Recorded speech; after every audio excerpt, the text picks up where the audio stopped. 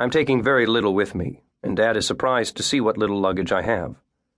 I wrap the rose cuttings in moist newspaper and place them in the front compartment of my backpack. We travel in the Saab that has been in Dad's possession for about as long as I can remember.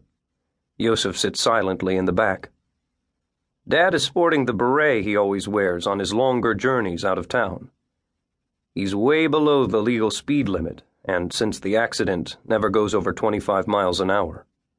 He's driving so slowly across the rugged lava field that I have time to contemplate the birds perched at regular intervals on the pointed violet crags of the crust of the breaking dawn, for about as far as the eye can see, one after another, like a melancholic musical score mounting in a crescendo.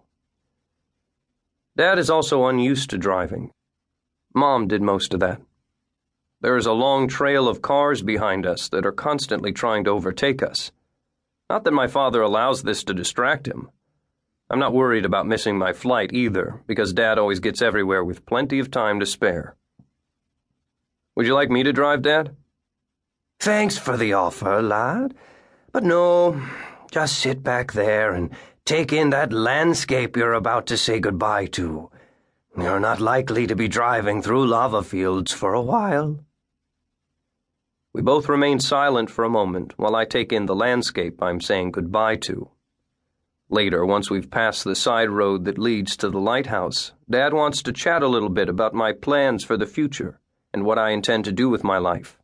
He isn't satisfied by my interest in gardening.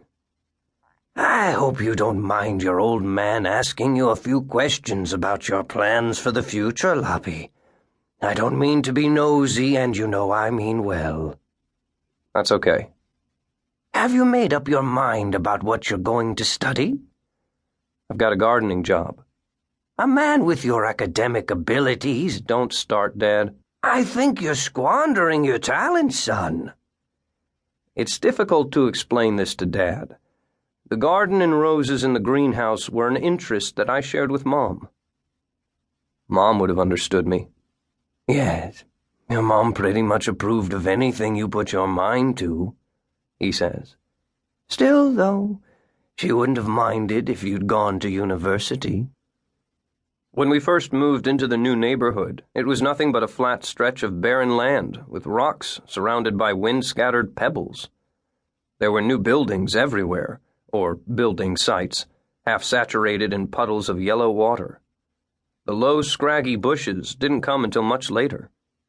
The neighborhood was exposed to the sea and frequent blasts of wind, from which it was impossible to create any shelter in the gardens. People had given up planting flowers in the soil. Mom was the first person who tried to plant trees in the area, and in the early years was viewed as a bit of an eccentric for attempting the impossible. While others contented themselves with creating lawns, or at the very most, low hedges between the gardens, to be able to bask in the breeze for those 3 days in the summer, she was out there planting laburnum, maple, ash, and blossoming shrubs on the more shielded side of the house. She never gave up, though, even if she had to plant the scions straight into the rocks. The second summer, Dad built a greenhouse south of the house. We first placed the plants in the greenhouse and then took them out into the garden in the first or second week of June, when there was no longer any frost at night. Initially, we were only going to keep them outside for the summer and then move them back into the greenhouse. But eventually, if there was a mild autumn, we'd prolong their stay outside by another month or so.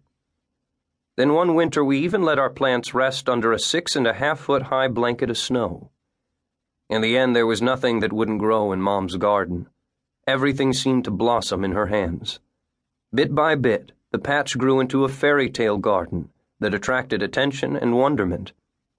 Since Mom's death, the women in the neighborhood have sometimes asked me for advice. It just needs a little bit of care, and most of all, time, my mother would have said. That was pretty much her gardening philosophy in a nutshell. I admit you and your mother had your own world that Yosef and I weren't a part of.